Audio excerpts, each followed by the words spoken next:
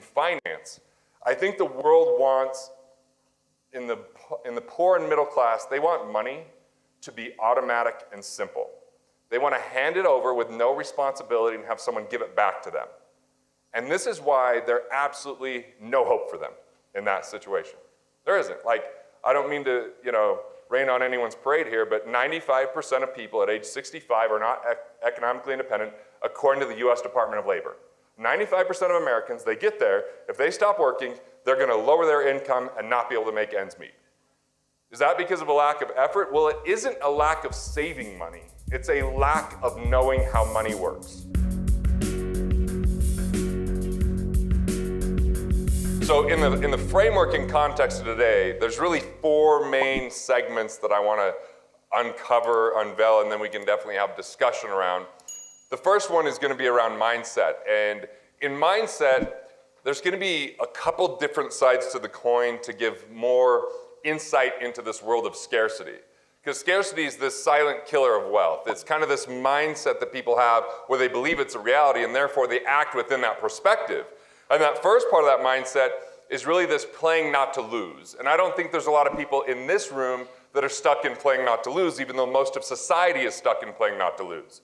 It's the thought that you could save yourself rich, right? You're gonna pinch pennies until you get blisters on your fingers, but hopefully one day, someday, you'll end up with a lot of money, and that's the millionaire next door mindset, where you have plenty of cash, but you're broke. Where you've got a lot of money, but you don't enjoy it, right? And that kind of mindset where people, I went to an event recently where this guy, he had 1.8 million subscribers on YouTube, so I wanted to learn from him, and everyone in the crowd asked the same question.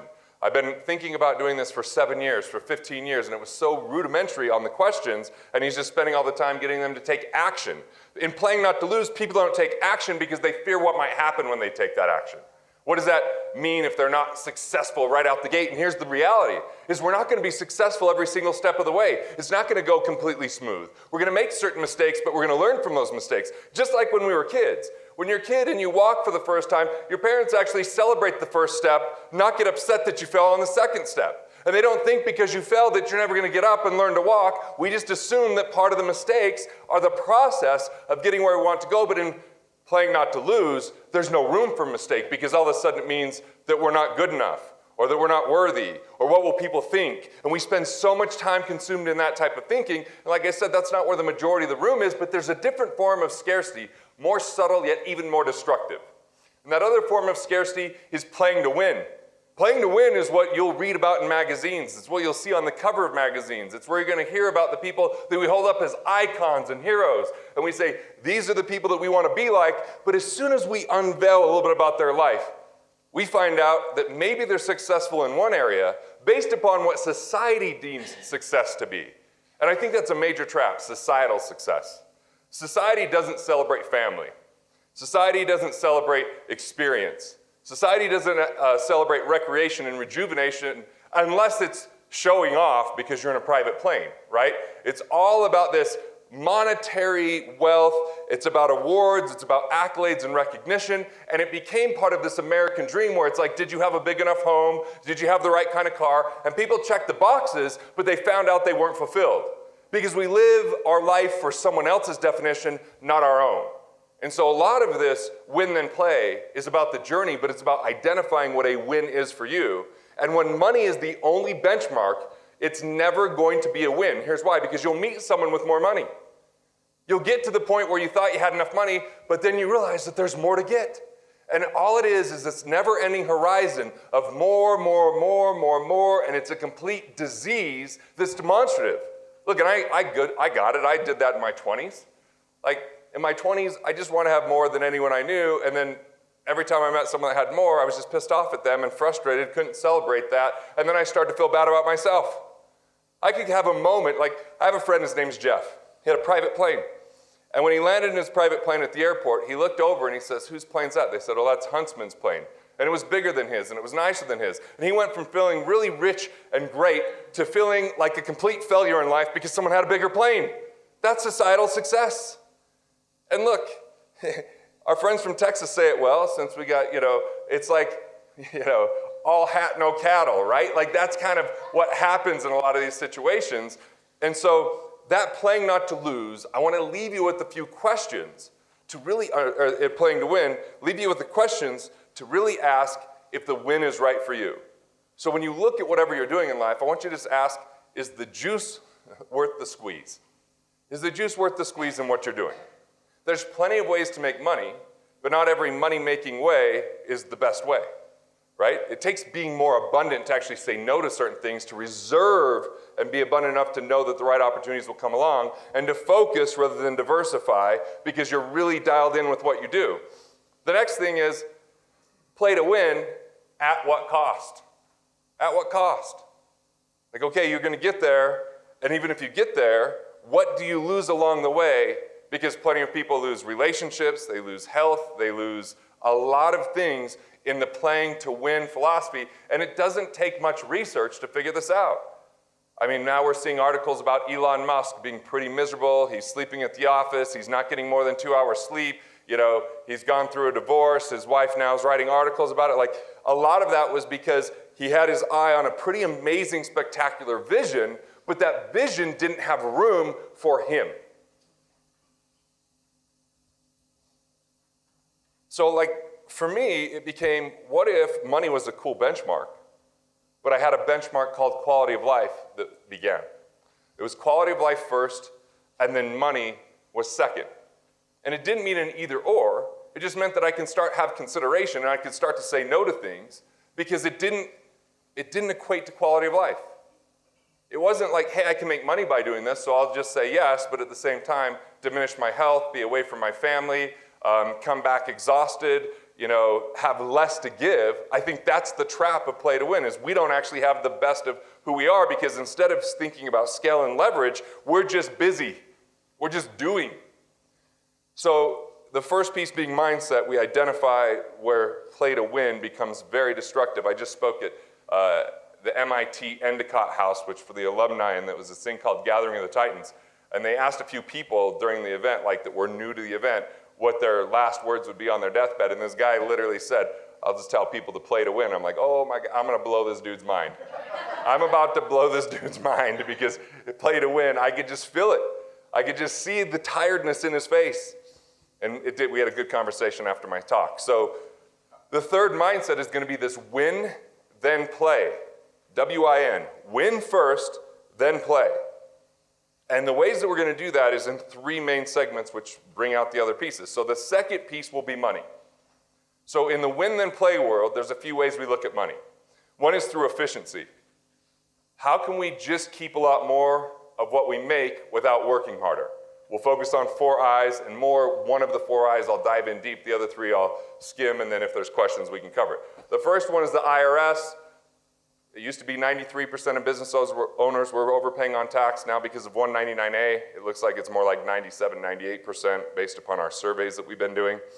The second way to save a lot of money is interest, how you structure your loans, everything from restructure to renegotiation to even reallocation, which is where you get your funding, and maybe even if you fund things yourself. And then the third I is investments. There's a lot of hidden fees, there's a lot of commissions, there's a lot of non-performing fees, and more importantly, there's a lot of downside risk people are willing to take because they think it is what's required for return. But if I can teach you how to mitigate and manage risk better, you'll just have more money in the future. So that's the third I. And then the fourth I to efficiency is insurance. Whether it's you set up your own insurance company and you eliminate a lot of insurance costs, or whether it is you don't insure inconsequential things and you only insure catastrophic things, and it ends up being that you transfer more risk with the same dollar, or you put more money in your pocket, or we just find duplicate coverages or costs.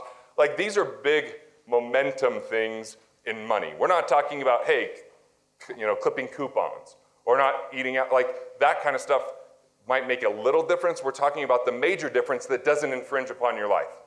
That's one way to win then play, is to find that. Another way to win then play is economic independence. Economic independence is when your assets create enough cash flow to cover your expenses.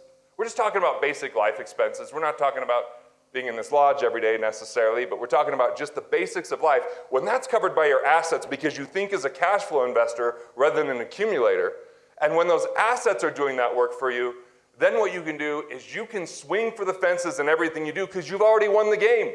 You can think more about vision, impact, quality of life, whatever it is that matters most, so that you're making a choice with your daily actions, not doing it simply because you have to pay a bill that day. That's a game changer. That's economic independence. That's a win-then-play methodology. And I'll give you what that framework is. And then another win-then-play is how can you make money on the buy? How can you make money on the buy? Like, I think that the world has been erroneously taught that net worth is the god of finance, that it's the ultimate measure. And the more net worth that we have, the more wealthy we are, but the reality is net worth, it's a lot like muscle. It's great to have, but you know what? Cash flows like blood. I don't care how much muscle you have. If you don't have blood flow, that muscle isn't worth anything. So cash flow is absolutely king. We've heard that over and over again, but this is how I think you make money on the buy. Is if we look at people that are simply looking at a balance sheet as their main focus, right? They're just trying to boost more assets, minimize their liabilities, so they have more equity, they have more net worth. These are the people that become most susceptible to loss in recessions. We're in the second longest period in US history without a recession, right? So what's happening is all these people that are focused on net worth, when a recession occurs, they're not really good at managing the downside risk. When those assets start to decline, then we see a few things happen. Either one, they're in a cash crunch now, because before they can get a line of credit easily, or we saw that in 2008. Like, there was a lot of people that just went and got home equity lines of credit because they lived in Vegas or wherever, and the market went up. And you can get it if you could fog a mirror. They just started giving these things out, and so now they're buying things on that credit, which still has a payment attached to it. And then all of a sudden, when they can't access that, and maybe their income drops or their business changes, or they don't make these adjustments, now they have to start selling assets. And guess who makes money then? People that have cash. When you have cash, you can make money on the buy. That's a win-then-play. When you think about making money on the buy, two ways I think of making money on the buy. Number one, I'm buying it at a song, at a discount. I'm helping them get liquidity I'm paying way less than what it's actually worth because of their situation. And two, if I can create more cash flow than what the cost is associated with it, I've already won. I'm already generating more economic independence and cash flow. So the first thing is mindset. We're going to talk about a win-then-play mindset. The second is money. We're talking about the 4 I's to efficiency. We're talking about economic independence. And we're also discussing how to make money on the buy. The third piece, I was just on the phone with someone they now have a $10 million business without starting with a single dollar. Like, this is a really cool concept. This is called the cycle of creation. So we go money, mindset, then money. Now we're going to scale. Now we're going to business. And the cycle of creation is really 4 main phases. And it's not how business used to be done. Business used to be done on who did you know, how much money could you access, what money could you give to a government to support you. There was so much more complexity for someone that had big ideas. In today's world, there's the cycle of creation. This is a very win-then-play concept. So let's just say that you had an idea, right? Just any idea. Like, for me, it's the book Win Then Play as an idea. That's an idea. I've actually got the manuscript, and in August, we'll start selling the book before it's released. We're going to sell it to people before it's released because I'm going to do the audiobook before I release the physical hard copy, which isn't what normally happens. So people can immediately get a download and get the physical copy sometime in Q1. Plus, I've done 4 webinars, and I did the transcripts and rewrote them. And we're putting together a journal. So anyone that buys it ahead of time gets all these exclusive bonuses only for that time period, which means we could pre-sell books before we actually have them published. I did 22,000 copies of Killing Sacred Cows before I ever held it in my hand. I just pre-sold it. I said, hey, you want to have me speak? Buy 500 copies. Had a ton of financial advisors where I'd say, hey, if you buy 250 copies, I'll do it. Back in those days, it was a teleseminar series, specifically for your clients. So they use it to educate them. They interviewed me, and all of a sudden I would sell a large, bulk of books, and then I also gave bonuses. Back in then, it was DVDs and CDs and stuff like that if they bought up front. But so you can have an idea, and an idea is something that's just in your mind. It's kind of, you haven't shared it yet. But the next phase in an idea is where it can really become profitable, and that's a concept. When an idea moves to a concept, it's more materialized, it's crystallized, it's shared somewhere. And where you can see concepts all day long, Kickstarter, Indiegogo, GoFundMe, you just see concepts. I just talked to the people that did the Best Self Journal, right? The Best Self Journal, they raised, I think, $275,000 to produce this, which, by the way, this is what I love about it. They didn't go raise money from investors, because no investor really cares about 250 grand unless it's family and friends. It's no venture capitalist that's ever gonna fund that. You're not gonna find angel investors typically are gonna fund something that small. But the reality was they owed no money when the product came out because their end user was the funder. They actually built momentum. And this is what's great. Some people make the mistake of getting feedback from the wrong people. Like the way that we make mistake getting feedback from the wrong people is if I took and I had a concept of my book and I said, hey mom, what do you think? She's gonna tell me she likes it one way or the other. It's my mom. She's not writing me a check for it, right? Or ask family and friends. And they either are overly critical because they don't like me, or they're overly nice because they do. They have all these biases and all this information in their head that's clouding their judgment, and we're getting feedback from people who don't write checks, and that's not valid feedback. People that don't write checks many times are just not your customer, so who cares what their opinion is about your product? I like to go to a concept phase where now I can share this publicly. And so when we did our very first video series, it was called Fast Track on Demand. And we didn't have a finished second floor of our building at the time. And I want to put a TV studio in there with a control room and the quiet air conditioners and all that kind of stuff. But I didn't want to just go, cash out all my money for it or go borrow money. So what we did was we just sent a survey to anyone who had ever bought anything from us in the past. And we said, hey, we're thinking about doing a video series. What do you think?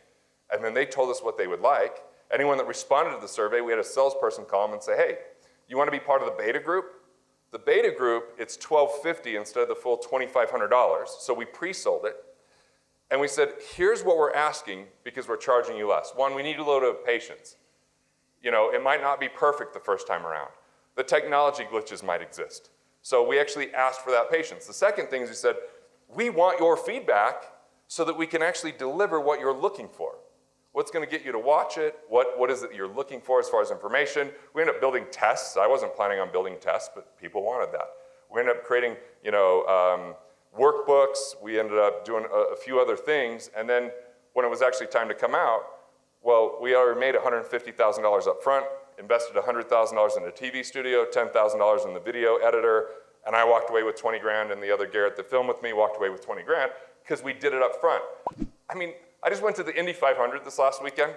Turns out one of our clients is the heir to the Indy 500, and didn't know this, but I went and spoke in Indianapolis. They hosted it in the Pagoda, and I was like, this is amazing. They're like, oh yeah, this is ours. I'm like, oh. Like, would you like to come and have a VIP experience at the Indy 500? I was like, I sure would. And I'm telling my wife, I'm like, let's go to the Indy 500. She's like, I'm not into that. She's like, it'll be hot. I'm like, we're not gonna be in the heat. She's like, I'm reading, you have to walk everywhere. I'm like, I'm pretty sure we're not, they gave me a personal cart with my name on it. It was a phenomenal experience, but what I was thinking about in a win then play way is they had already won before the race happened. They already pre-sold all the tickets. And these guys really figured out how to win then play. First off, they have all these young kids that go to something called the Snake Pit where they have DJs performing.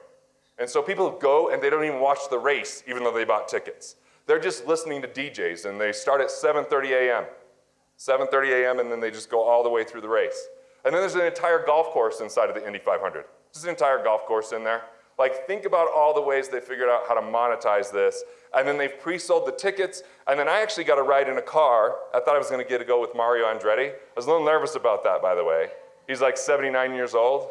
And I didn't want him to be like, Mario Andretti crashed and died and some other Italian was in the car with him. Yeah, by the way, his car went 20 miles an hour faster than all the other cars. But I actually got to go ride in an Indy 500 car the day before the race on the track. So they just think of all of these experiences, right? So these are just win then play things. And at one time, they're just a concept. So they even in the Christmas time, you can drive on the track and look at Christmas lights that they set up. They're just thinking of all these additional ways to monetize because every time you go through the cycle of creation, you're looking at additional ways to add value, to get more money with the existing assets. And I feel like this is where a lot of wealth is lost, is we don't extract all the value from our existing assets. whether that's a business, whether that's creating cash flow, whether that's maximizing tax deductions. So since I know a lot of you do real estate, there's amazing benefits that way. So in cycle of creation, let me just give you kind of a little bit of a formula, because the reality here is it's a value creation formula. And really, if you've read books like The Lean Startup, this will follow some of those principles where you start with something that's minimally viable, that you're doing that beta version, you're pre-selling it. But the way that you move through the cycle is through the value equation, which is your mental capital. So what are your ideas, knowledge, wisdom, tools, systems? And you multiply that by your relationship capital. So your relationship capital are networks, organizations, individuals, masterminds, freedom founders. It's all these people that you could tap into, their knowledge and their networks. And every time you begin with an idea, then you're looking at what mental and relationship capital it's going to take to make that a concept.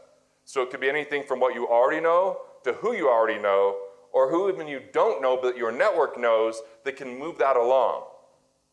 I mean, Bill Burr, I love this guy as a comedian. I don't know if anyone's listened to Bill Burr, but he had this whole thing where he's making fun of Steve Jobs, where he's like, a dude didn't do anything. He didn't actually program a single thing. I'm like, yeah, but he had vision, right? But he's right.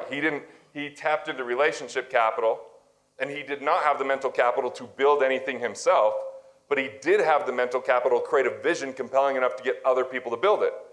So the next part of this is what I call the framework. So the framework is where real delegation exists. And I love when you include your customers in your framework.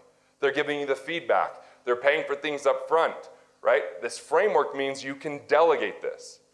It means that there's other people. when I was speaking in Boston, one of my buddies from Dallas was there who mentored me a long time ago, and he used to go to lunch with a billionaire once a month, Phil Romano. And Phil had this great idea, and then Rick's asking him about, well, what do you need? He goes, I'm just looking for someone that could run this. Looking for someone that could be the CEO. Do you know someone? He said, no. But when they met again the next month, he said, how's that business going? He goes, what do you mean? He says, how far along are you? He's like, I'm still searching for the right person.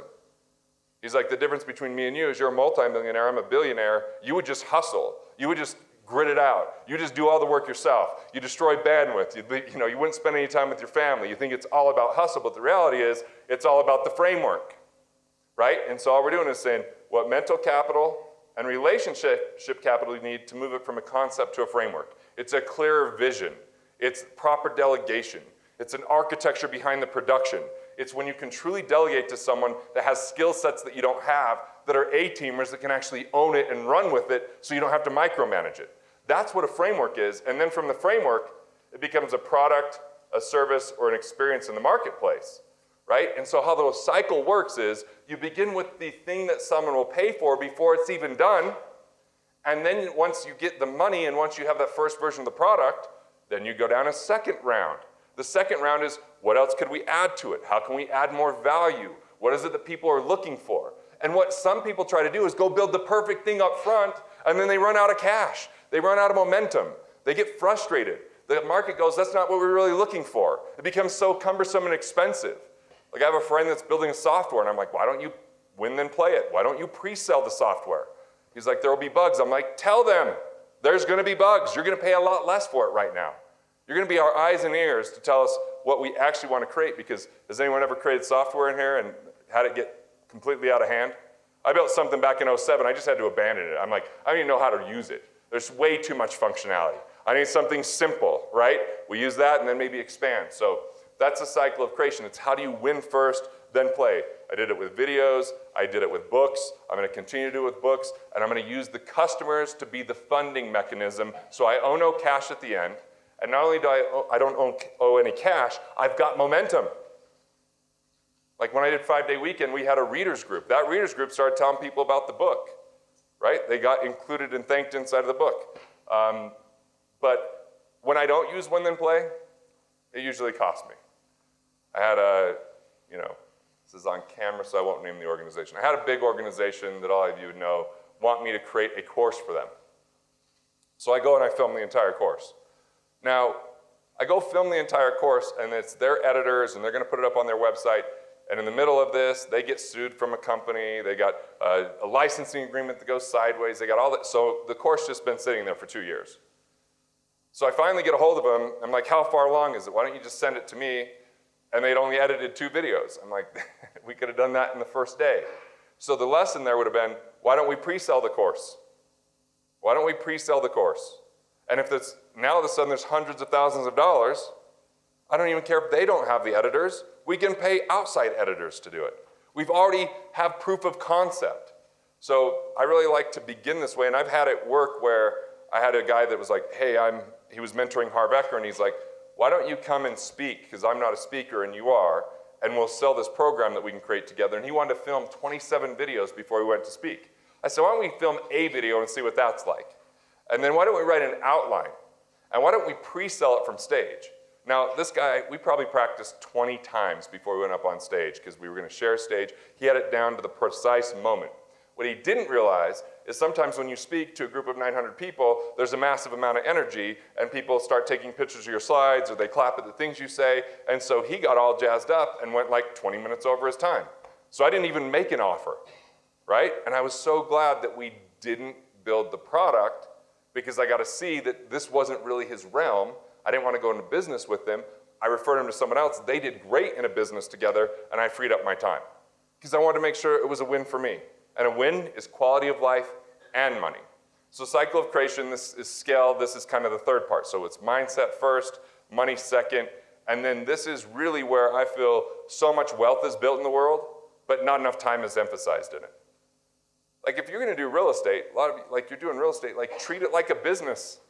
Like I just find it fascinating when someone who's never invested in real estate starts to talk to me about what a great investment it is and how they're going to get involved in it. And after about 4 questions, I'm frightened for them. I'm like, they have 0 exit strategy. They have no clue. They're going to look at 2 deals and take the second one. But like, you just get scared because it's not part of their investor DNA. And so, all right, last piece I won't spend as much time on today because it's what I spent in December, and I know we filmed it. It's the legacy piece. But I will just unveil, because this is what's crazy. So this is called the family legacy ring. And I've been meeting with people that, like I met with this guy that his family is uber wealthy. Like his dad owned a business or did consulting and had all sorts of revenue coming in when he worked with Sam Walton. I mean, very wealthy family. And when I unveiled this family legacy ring to him, he was shocked. Like they hadn't even thought of over half of this stuff. When I spoke at Gathering of the Titans to all these people that had major businesses like When 800 Got Junk and Burt's Bees and all that, like they had never thought of some of these concepts. And to me, it's crazy that they haven't, but I also recognize for most people, the emphasis on legacy is how do I pass on my money tax-free to the next generation is either A, or B, they have this billionaire, Bill Cummings speak, and his whole philosophy was just to give it all away. And so I was going to ask him a lot of questions about that, but he didn't feel well, and he was in his late 80s, so I just felt like I didn't want to overwhelm him with all my thoughts on legacy. Because I just want to know, did he feel guilty? Is that why he gave it all away? Did he not spend time with his kids to make sure that they were prepared to receive this? Because my thought is, like only those that don't need to inherit wealth will be prepared to actually inherit wealth. People that could actually create it on their own. And so my entire philosophy with my kids is like, they get 0 inheritance. There is no inheritance for them. But there happens to be a family bank that they could borrow from. There happens to be this, opportunity for them to start businesses, and we can earn interest in our family bank rather than pay it to other institutions. And there are incentives that if they do certain things, I'll match them so that they have some skin in the game and we have some money that we put into it. And I also make sure that they own life insurance so that when they do die, it replenishes the trust. Because one of the major differentiating factors that I've seen in my early studies is this, that a lot of people, when they inherit wealth and it's managed by some financial team they've never talked to, and that financial team then thinks they're going to grow that wealth by investing in assets that weren't really what made the family wealth in the first place, it gets demolished, it gets diminished. Like they all of a sudden start investing in hedge funds, and some hedge funds are about mitigating risk, others are about trying to grow the wealth. But I view growing the wealth as investing in my heirs, investing in my kids, in their skill sets, in their abilities. That's what we're going to grow. I just want my assets to stabilize. We're going to have downside protection, make it as secure as possible. If our estate grows, it's from one of 2 factors. The kids do really well, and they grow the estate because we earn interest as they pay that back, Or if they make mistakes, which they'll inevitably do, and then we can capture and teach that to other people in in generations to come, so that we don't learn all the mistakes the hard way. We'll still have to learn some the hard way, but hopefully we can diminish some of that. Then the reality is the life insurance will replenish it. The life insurance will replenish whatever they did diminish that estate, so there will still be money for future generations. But if we are going to grow this, it's going to be through looking at people as assets, not products.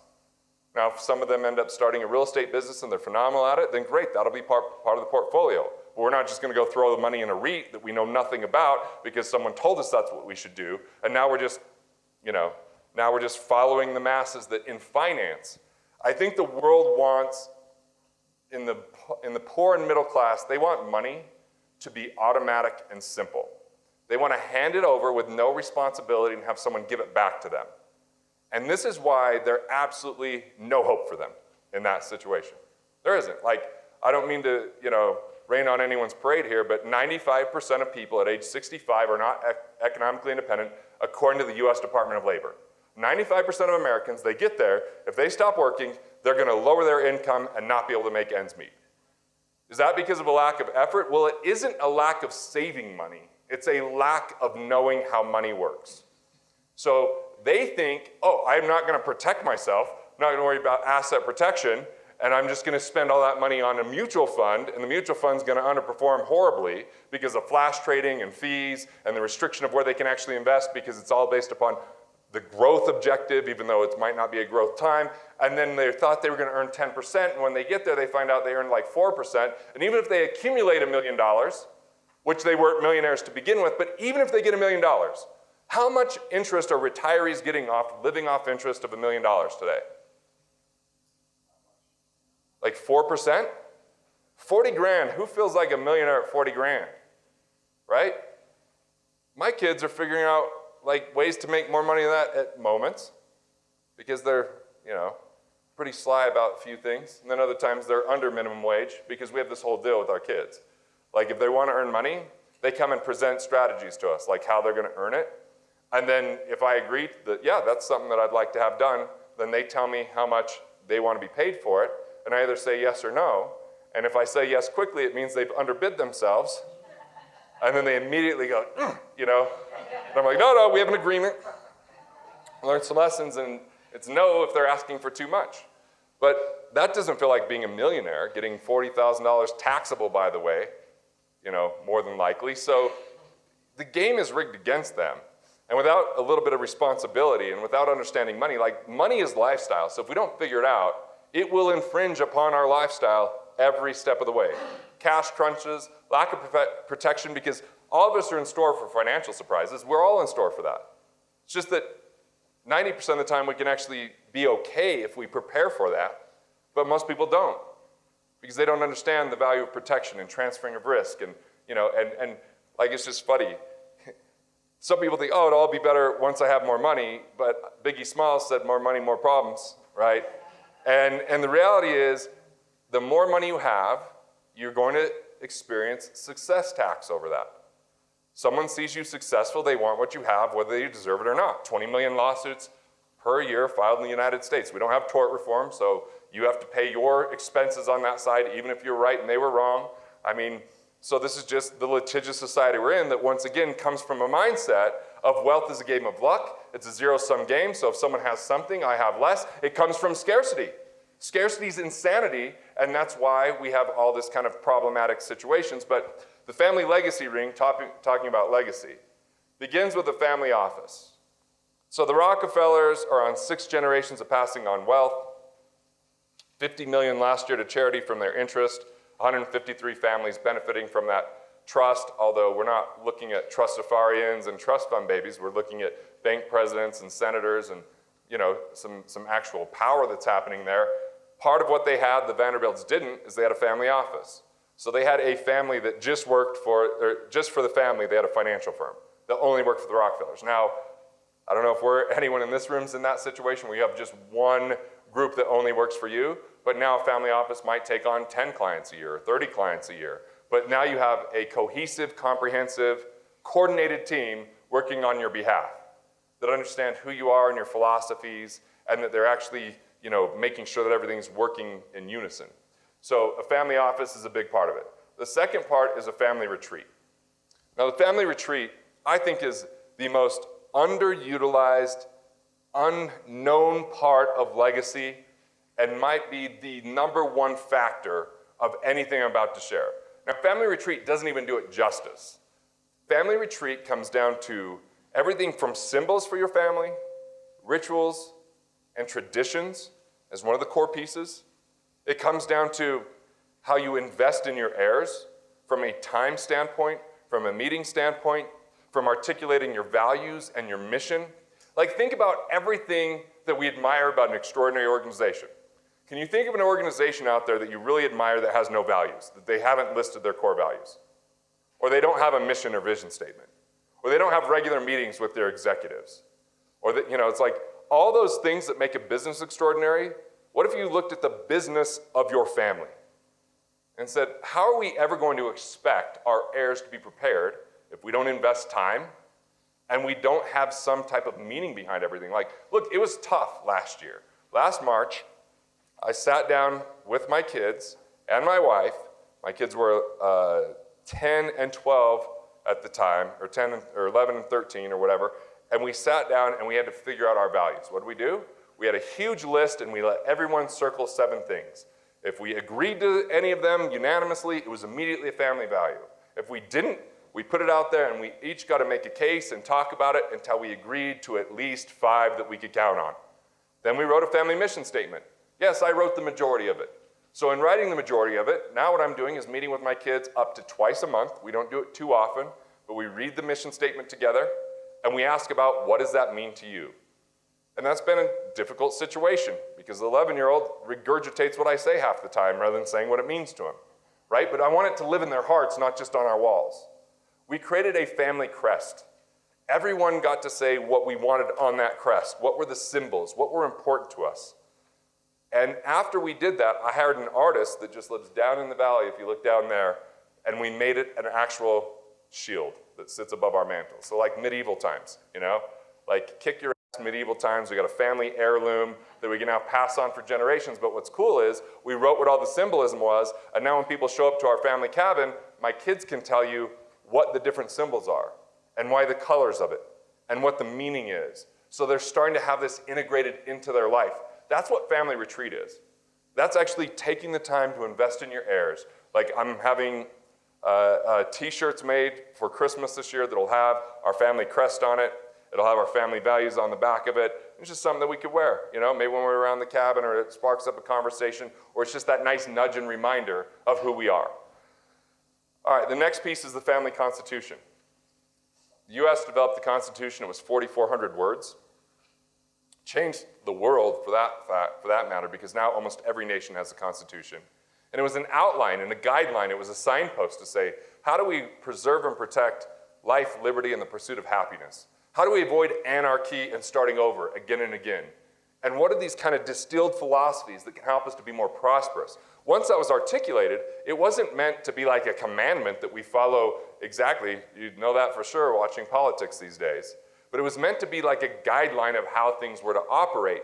And by having that, there could be signposts for future generations. And what if you had your own family constitution, which was the preamble to your trust? So before it gets into the legalese, which is essential for the courts or to avoid courts or for interpretation from attorneys, but none of your heirs are going to be excited about reading that. But they could be excited about reading what are the most critical lessons and philosophies. What helped you to initiate and get started with what you've created? And how can you pass down some of those, ideas for them to improve their lives? So I look at the family constitution, and I did 2 additional things to it. One is I created an appendix to it, and that appendix was the workbooks to help them have self-discovery. So it wasn't anything I was mandating, but I'm just really promoting building a life you love, living your sole purpose, understanding the difference between scarcity and abundance, because my family didn't understand that. My great-grandfather knew scarcity at a personal level because he could not literally put food on the table. I know some people say that these days, but it's not hard to put food on the table these days, right? It's not like you have to go out and hunt and, and cook it yourself. It's like you get food stamps if you don't do anything, and that buys food. or you ask family and friends. It's not that hard to do, but in 1913 in Italy, in San Giovanni, it was so hard to do that my great-grandfather left there to get on a boat and come to the United States, become a goat herder, and eventually a coal miner, because that had more opportunity than what he was doing there. Because the mob was taking his profits, and the government was, to a point that he couldn't make ends meet. Like, he started to experience separation from family. That separation had him to start to feel scarcity. So everything was about how do we protect our family, but it became the play not to lose mantra. It became protecting us from our greatness. It became protecting us from stepping outside of that comfort zone and doing something meaningful. And so I wanted to have a family constitution that said, look, bold moves and courage are great, and we're glad for what was started there. But the reality is, we want you to really figure out and discover who you are when you're at your best. And if I'm not here to tell you what career to choose, but to choose one that aligns with who you are. Maybe it makes a lot of money, maybe it doesn't. The good news is, we're not starting you into financial bondage where you're begging for the banks or having to go and get a student loan, which is absolutely a crime in today's world. Student loans are wrecking this world. It's inflating the cost of college and overpromising to our youngsters what's actually possible. I don't give a shit if someone has a degree when I hire. I don't care. Can they do the job? I mean, how much, like, when I think back to what I learned in college, it was stupid. A lot of it was stupid. I took a nutrition class, and they taught the food pyramid. The food pyramid. The brain needs fat. They're saying limit all fat. 6 to 11 servings of carbs. You know, the carbs have always been the best thing for everyone, from what I understand, especially the more processed they are. I mean, like, this is the stuff I learned. And by the way, in today's world, it's moving too quickly for them to keep up. So I'm not completely against college, but I am against borrowing and thinking that a degree means everything. It doesn't. Who you are means everything, and that's what I want my heirs to know. And that not all education comes in a classroom, right? It comes in the masterminds that I've joined. It comes in the people I associate with. Like, one thing I know, because I'm an author, like I just bought my own website. There's another Garrett Gunderson out there. I couldn't get a hold of him for like 15 years. But he's had the same stupid resume up there for 15 years. So like sometimes people are like, I expected more out of your website. I'm like, yeah, me too. Like, I get it. So I reached out to him, you know. I reached out to him to try to buy the website, and he's asking for a really high amount of money. And then finally he kind of meets me where I was saying I was willing to go, but then he mentions, as long as I get a signed copy of your book. I'm like, oh, this is unfair. Like, as soon as you appeal to an author's vanity, you own them. I understood that, so I don't read as many books as people think. I just talk to a lot of people that write the books, because it's actually a lot easier to access them than most people know. I mean, hell, if you actually have read my book and you say a few good things that I actually can tell you read it, I'm apt to get on a phone call. I'm apt to email back. It's a lot easier. So I do a lot more just looking where's those sources and being able to ask questions, right? I think the number one skill set I want to give my kids is knowing how to ask questions, because questions lead to wealth. Good questions lead to wealth. When I listened to Evan Carmichael speak to this group, and every question was about an idea for 15 years that they hadn't taken action on, and every time he said, what's the 2% you can do today? That was his whole speech for 4 hours. But because I brought 25 people with me, he said, hey, you can have an hour of my time. So I had an hour of his time the next day. I asked different questions. It blew my mind. I was like, are we recording this? I called people into the room because he had a wealth of knowledge that people didn't know how to tap into because they weren't asking the right thing. Like, people aren't asking the right thing when they wake up and they go, how do I make more money? I'm not inspired to talk to someone that's all they ask. Where should I invest my money? Well, you're asking the wrong questions. How do I become a better investor is a much better question.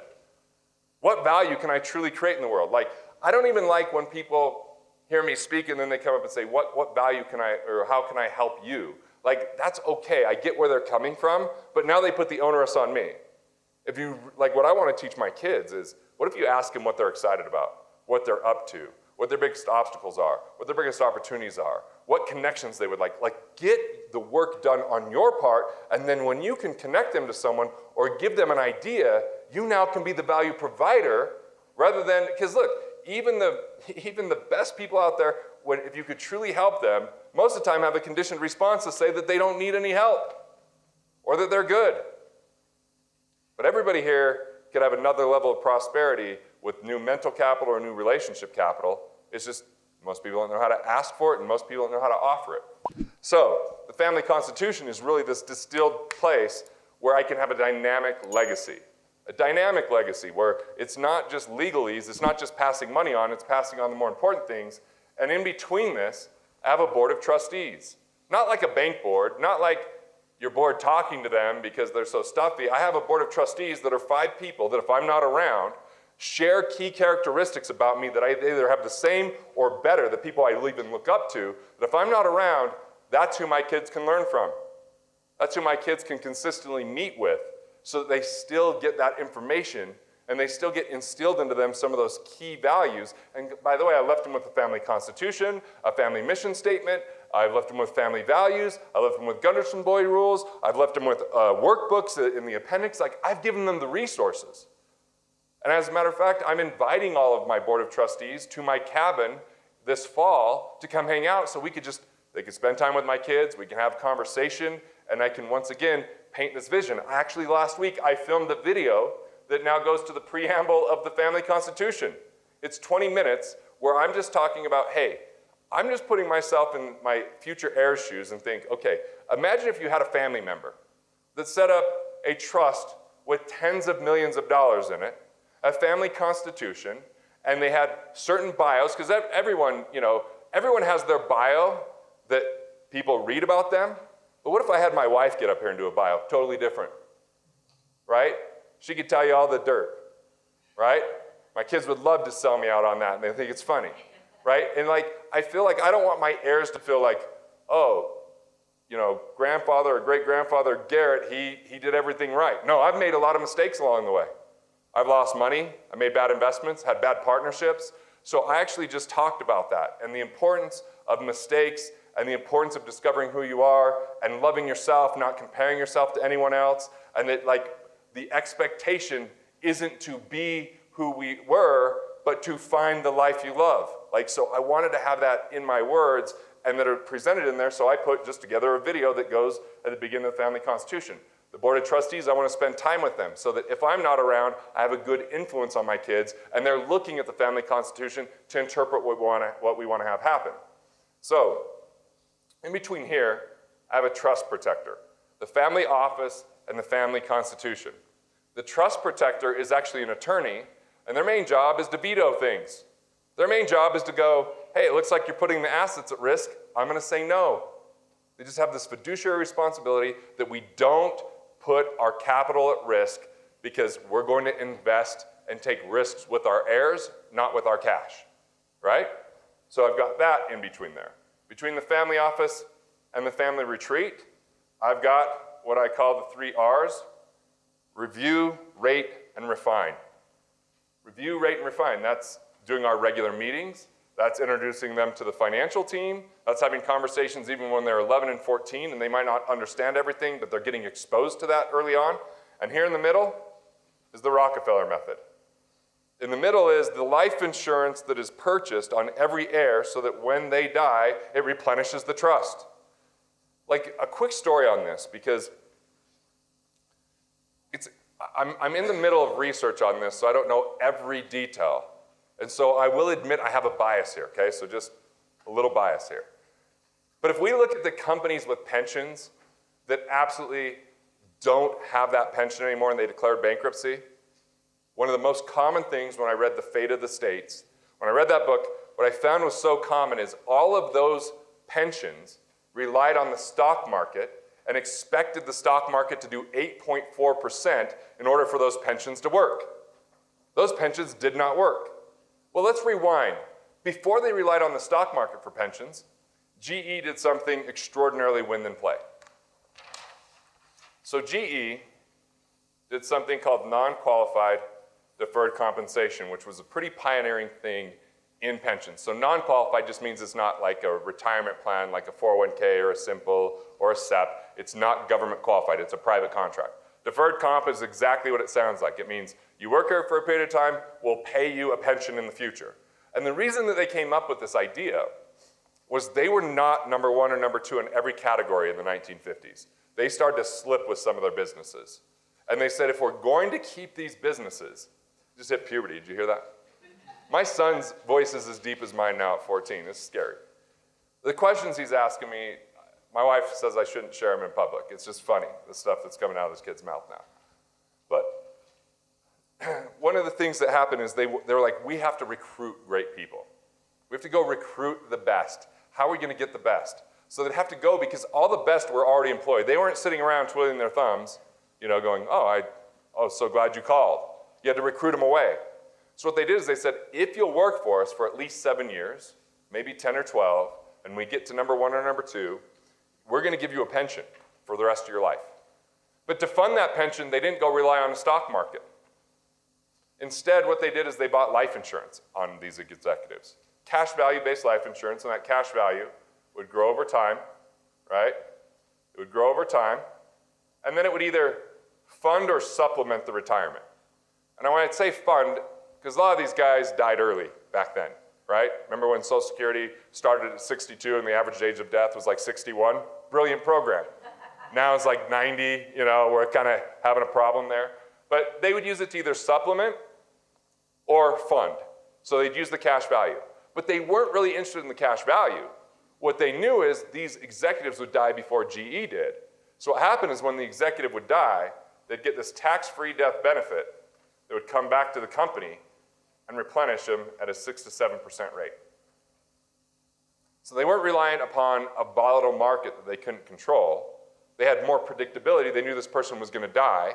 When they died, that money would come back in. They just didn't know how long it was going to take for them to die, so the return would be less the longer they lived. Because back in those days, you get cash value, but it wouldn't push your death benefit up like it does today. Now, when you put in more cash value, there's more death benefit. It grows over time. But back in those days, it just kind of grew, and the cash value and the death benefit was level. So they used this kind of philosophy. Well, I'm thinking, what if you use this in your family? Look at your family as an ongoing concern. It's not when you die, the family's gone. What if that life insurance is there to replenish whatever you spend, whatever you utilize? Once again, not having to take risk with the stock market you don't control.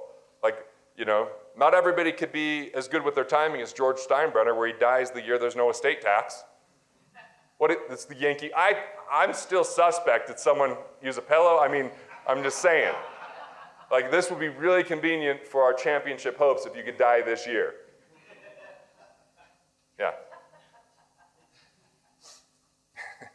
So, this is the family legacy ring.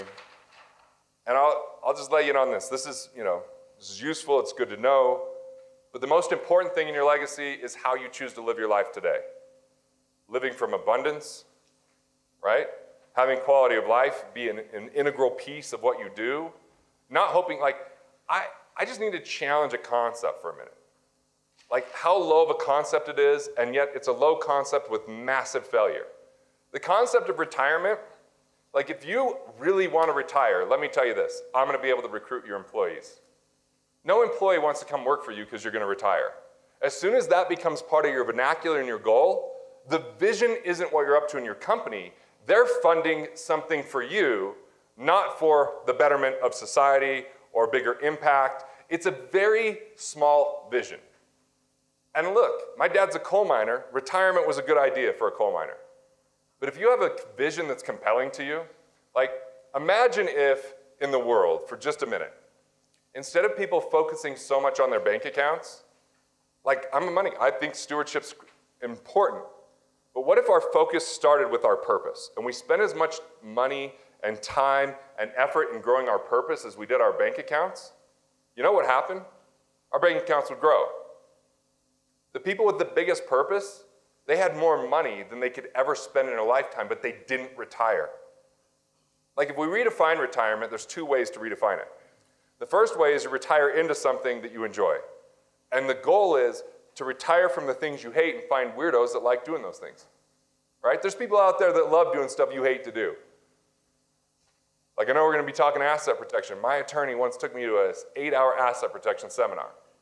7 people sitting at microphones, very monotone. And he was fascinated. He's nudging me. Can you believe this? I'm like, I'm thinking about suicide. I don't even know what they're talking about. But I love that he's so fascinated by it, right? That's what I want.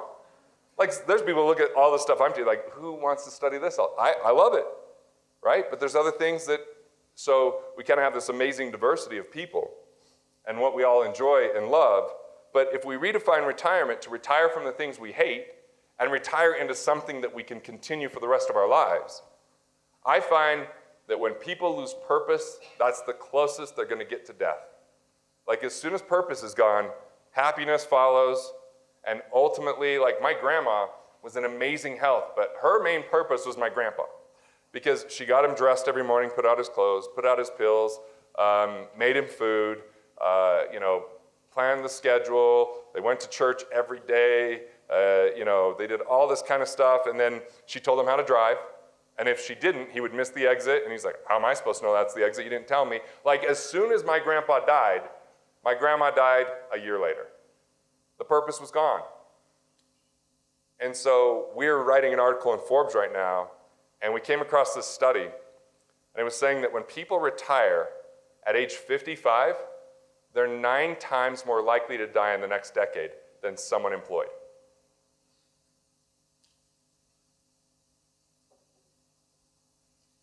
So I kind of feel like retirement becomes a bad habit. Like, we're willing to tolerate too much crap along the way because retirement's the shiny thing at the end. Like when I went to Italy for 2 months, like you talked about, like I'm like, we're just going to do the things now along the way. We're just going to do them now, and then I'm going to come back to something I enjoy. Because it's fun to be in Italy for 2 months, but at the end of the 2 months, I'm like, can we just do like a grocery store shopping? I can't do a 4-hour dinner. I'm like, I'm done with the 4-hour dinner for today. Like there's just and it was exciting to come back, but I'll tell you what, for anyone that doesn't love what they do, the best test you can do is just take a 2-week vacation, completely unplug from work, and if you dread coming back, you're doing the wrong things. It's either time to do something new or delegate a lot better. And my secret to delegation is very simple yet profound. I don't delegate any tasks. I'm not a task delegator. I used to be. In my 20s, I'd just delegate a task. When I was finished giving the task, my assistant would come back and say, okay, what's next? And then I'd give her stuff, and she'd come back and ask what's next, and we do that over and over again. But instead, I decided I'm just going to hire really amazing people and say, hey, Aaron, you're going to be the president of Wealth Labs. What's our objectives? Okay, those are the objectives. Run with it. Come to me if I can support, but you own it like it's yours. Like I'm going to count on you 100%. When you can't delegate like that, you have the wrong people.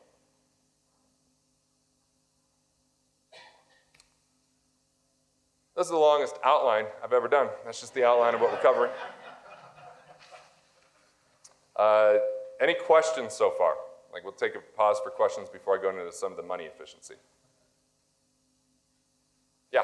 My question is, once families get large, you have to prepare for, I call it a 10% rule.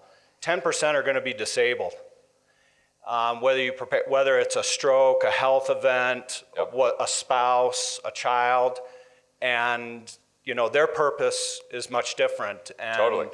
I'd like your thoughts on that. How does that fit into your circles?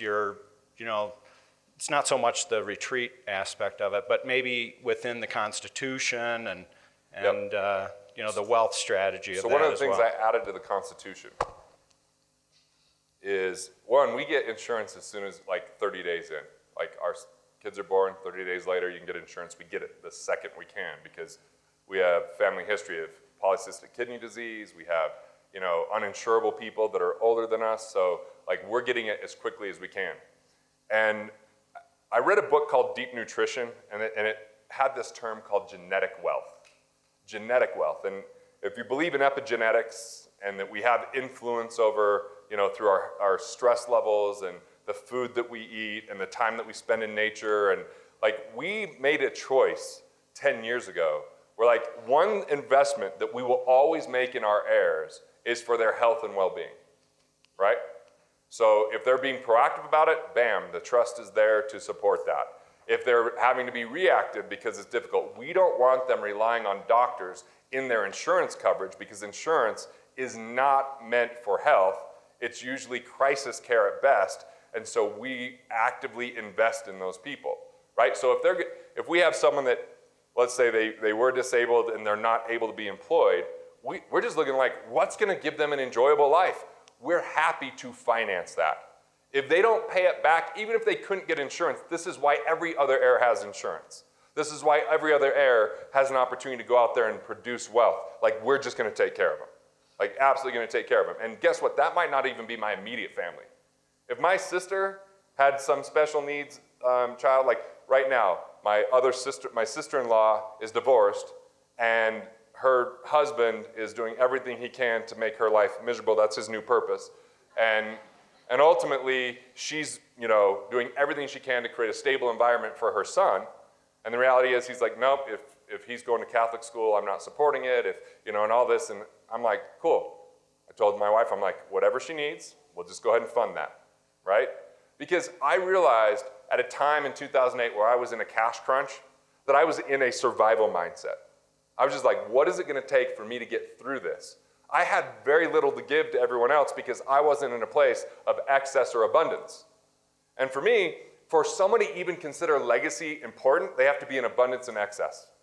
If they're in survival, that's not even a conversation you can have because they're just trying to make ends meet.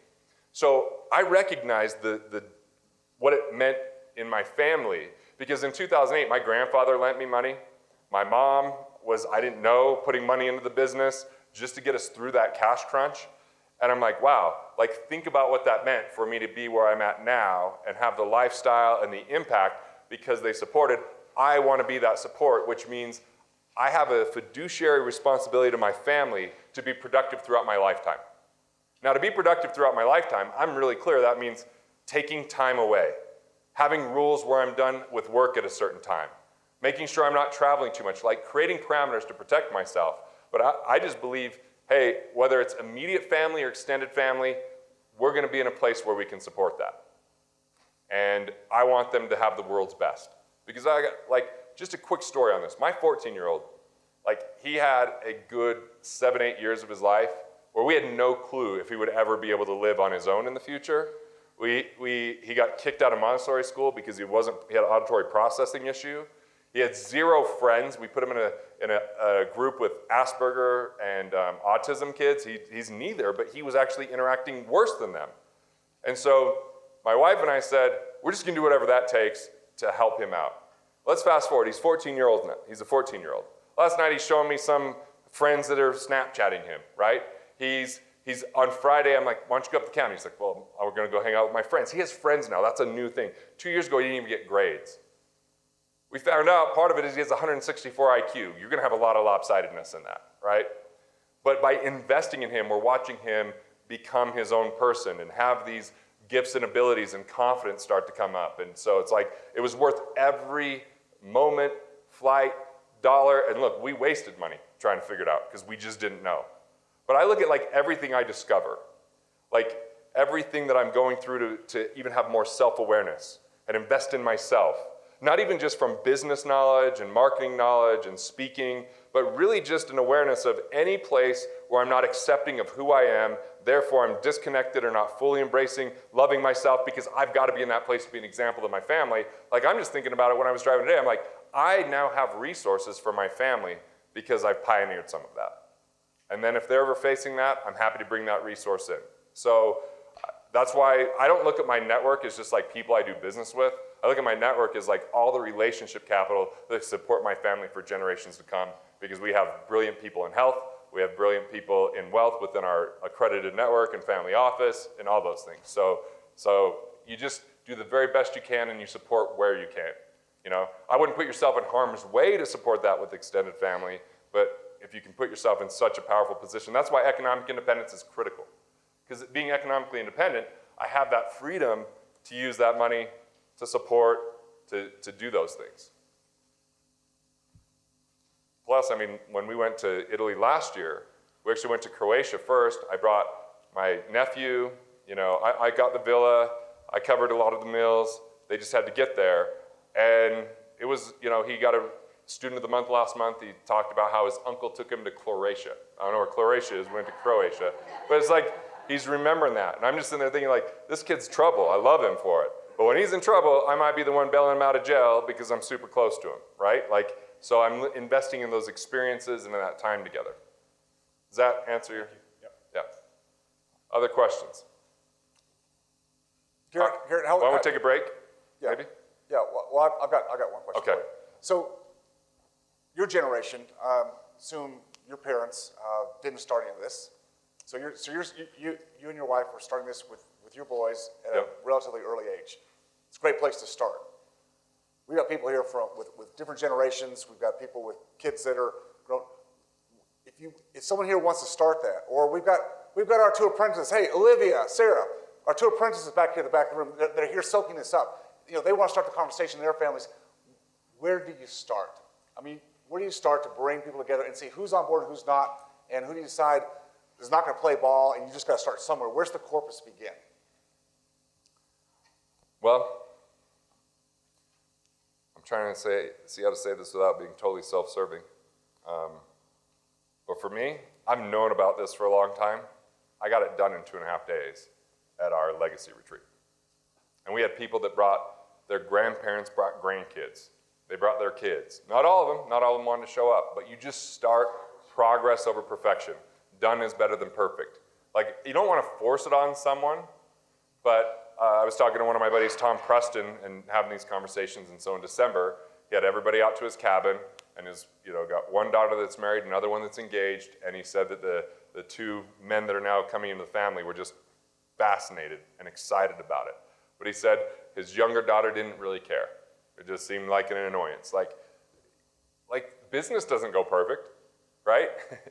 Business is just a series of imperfections in a lot of ways. So to me, it's just moving forward. So I started by calling up Rich Christensen. He wrote the book Toes Turn Purple, which is phenomenal in this legacy conversation.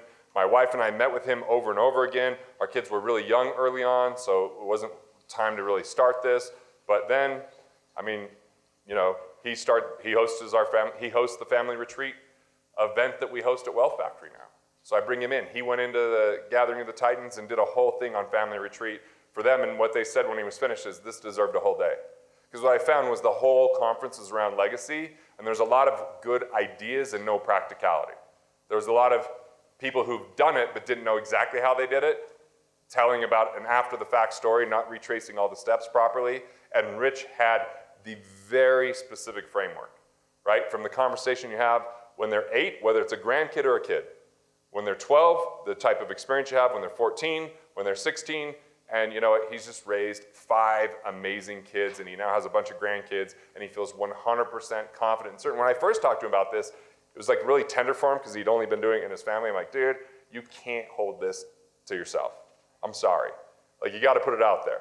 I'm like, it's going to be critical. And so now he's showing videos of his kids with their first businesses. I mean, he had a kid that did $590,000 in revenue at 16 with the business because he was his business coach. And he's like, I want to teach him entrepreneurship, right? He's like, I might not be a coach for their sports teams, but I might be a coach for their business. And he says, everyone has at least one business when they're 16 so that they can learn about it because they have to pay for their own vacation, their own travel, their own philanthropy, and then they have to donate all of it when it's all said and done because he started having his friends want $100 an hour to work for him while they're 16 years old. So he says, okay, this experiment is done now, right? But now he's got kids that are running amazing businesses. So like, you could hire him, have him facilitate it, you know? That's kind of what I've seen people do, and you can read the book, and you just start with one thing you know you can dial in on. Toes Turn Purple, it's on Amazon. It was a business that he did with his 16-year-old. So his 16-year-old writes part of it, and he writes part of it.